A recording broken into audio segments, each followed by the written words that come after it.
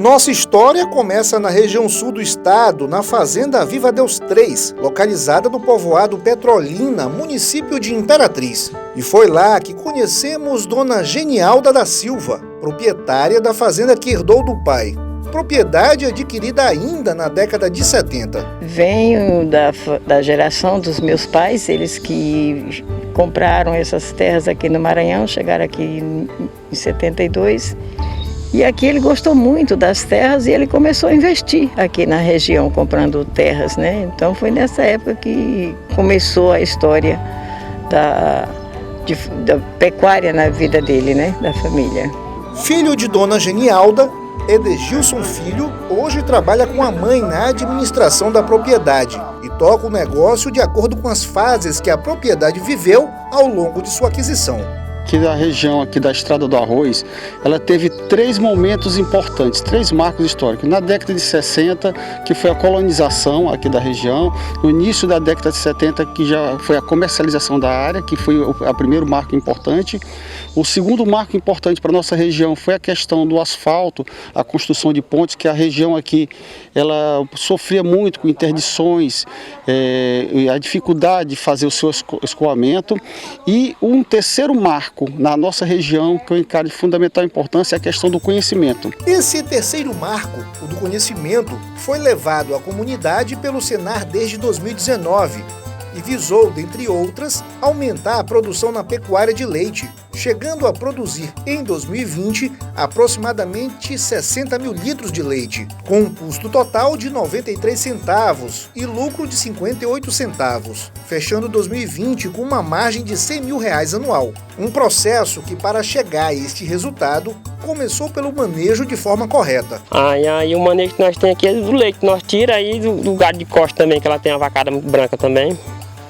Aí o controle que nós temos aí para a ração sobre o capim-açu, a gente está fazendo a silagem aí, porque ano passado a gente sofreu muito aqui por causa da seca e nós não tínhamos ração suficiente para o rebanho. Aí esse ano a gente iniciou mais cedo fazer a silagem, se preparando para o verão que vem aí, que nós não sabemos como é que vai ser, né?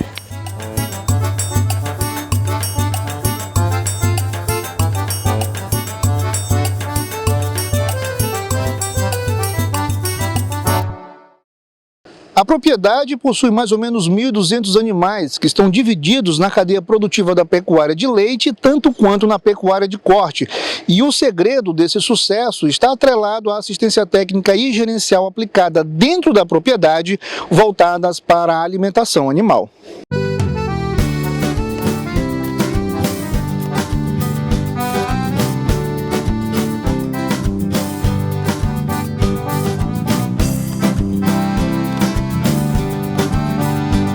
Um dos segredos é o investimento no sistema de pastejo rotacionado, sistema no qual a pastagem é subdividida em piquetes, que são pastejados em sequência por um ou mais lotes de animais. A propriedade possui uma área total de 5 hectares destinada à alimentação dos animais. Felipe, essa daqui é uma que foi preparada para isso?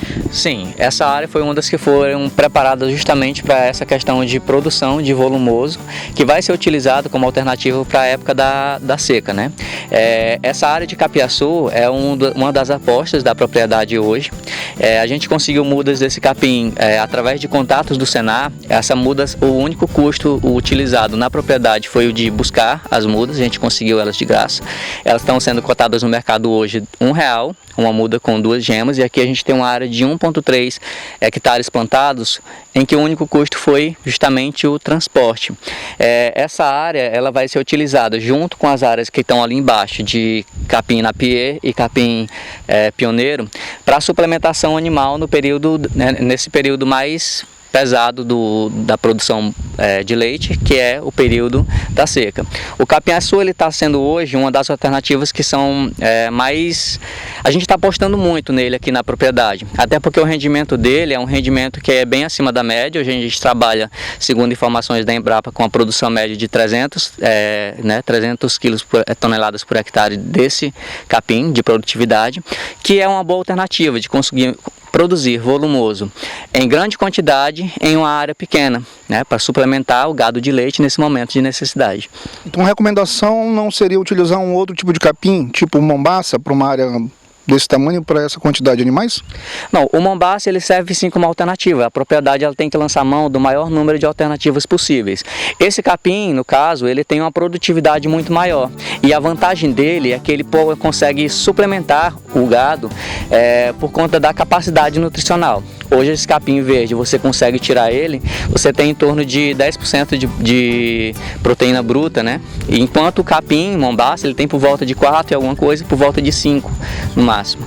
Então você consegue suplementar o gado com uma qualidade maior de capim e isso influencia diretamente nos índices produtivos. Quanto melhor for a alimentação, maior vai ser a produtividade, com mais qualidade o gado vai viver também.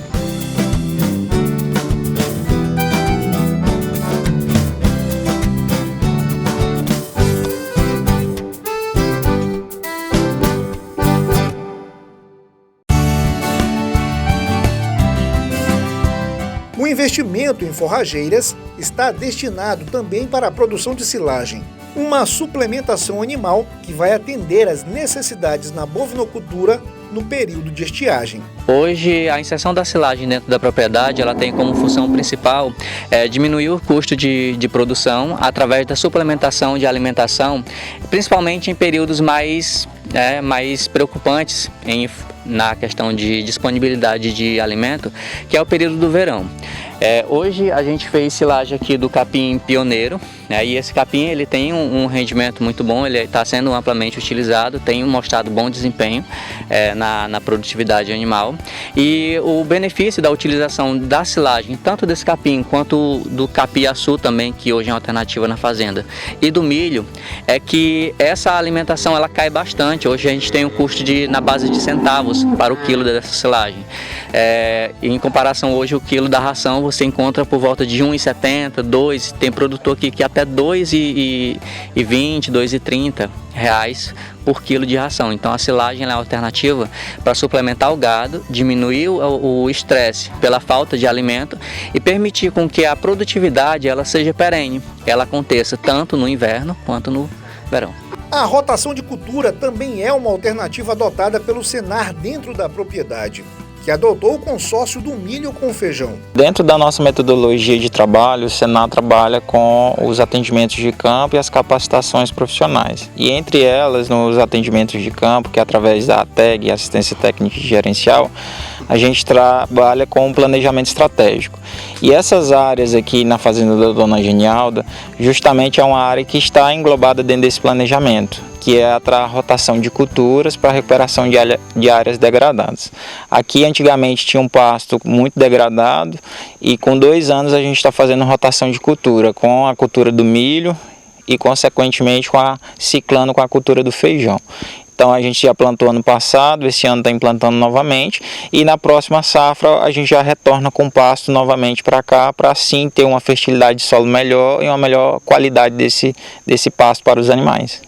Michael, agora para chegar a esse nível, existe uma variedade específica do milho ou pode ser qualquer variedade?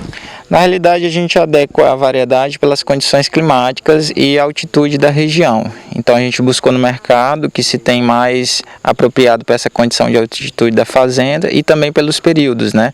Aqui a gente está com o milho transgênico, porque é uma cultura com maior resistência a ataque de pragas também e consequentemente aos estresses hídricos, né? Essa lavoura mesmo esse ano atípico, a gente passou com 30 dias de muita intensidade de sol, principalmente na formação do grão. E, consequentemente, a planta conseguiu se manter e formar o mínimo necessário para pagar os custos de produção dessa lavoura. Você tem problema com ataque de pragas, por exemplo? E a irrigação, como é que é feita? No caso aqui da fazenda, a gente passou por um momento muito difícil esse ano, que foi o ataque de pragas, principalmente com a infestação de lagartas e cigarrinhas.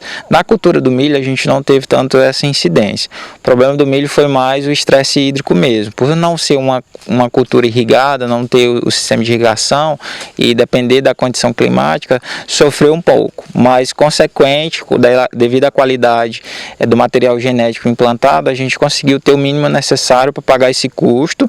E lembrando mais uma vez que esse custo, essa ciclagem de culturas, ela é importante que ao mesmo tempo que o produtor vai melhorando essa fertilidade do solo, consequentemente ele vai tirando esse grão, essa palhada para virar alimentos também para a fazenda.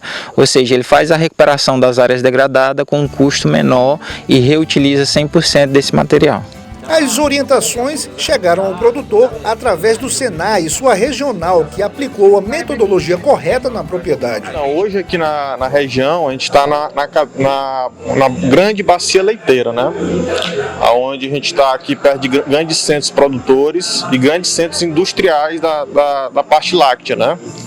Ou seja, hoje aqui a gente está atendendo produtores de leite e produtores de corte. Na cadeia do leite, a gente está atendendo aqui em todos os municípios da regional de Açailândia, né? Conta com Açailândia, Vila Nova, São Francisco do Brejão, Cidelândia, Itinga e São Pedro da Água Branca.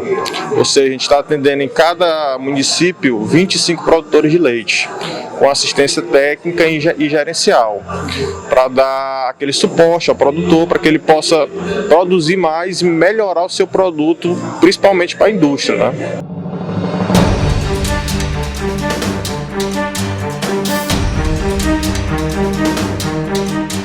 A assistência técnica foi o caminho que o produtor encontrou para aumentar a produtividade de leite e os resultados foram positivos. O Senar está trazendo conhecimento aqui para a região e fazendo toda uma diferença aqui conosco, onde o produtor rural está sendo bem assistido, muitas coisas que a gente fazia errado apenas no nosso conhecimento empírico, no nosso conhecimento dia a dia, que eram passados pelos nossos pais.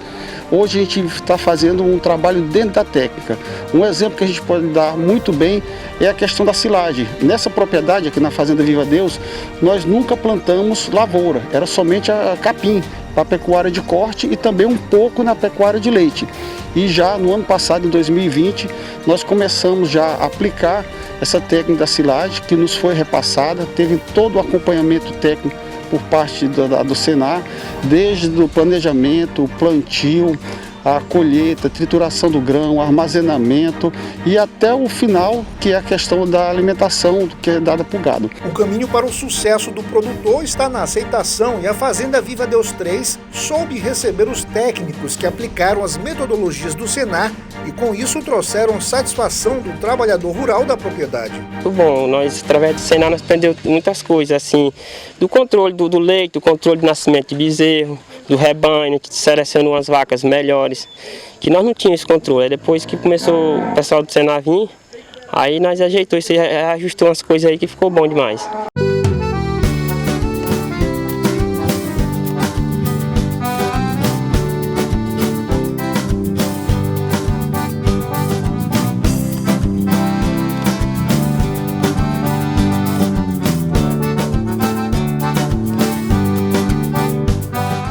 O Senar planejou a implantação de módulos de pastejo rotacionado na propriedade, analisando ainda a capacidade de suporte de pastagem, topografia de área, categoria animal, tamanho do rebanho, espécie de forrageira, dentre outros, assegurando assim a eficiência do sistema e garantindo lucro ao produtor.